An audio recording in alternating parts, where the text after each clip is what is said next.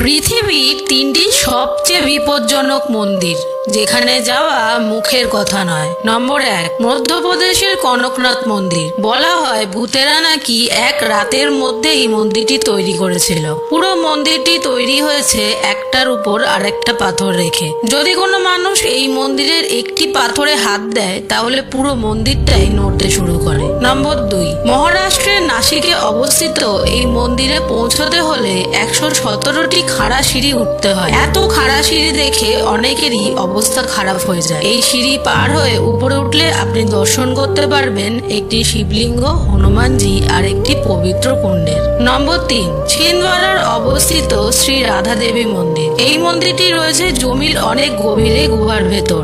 প্রচুর কষ্ট আর সংকীর্ণ পথ পেরিয়ে তবেই এই মন্দিরে পৌঁছাতে পারে। সুযোগ পেলে আপনি কোনটা দর্শন করতে চাইবেন কমেন্টে অবশ্যই জানাবেন।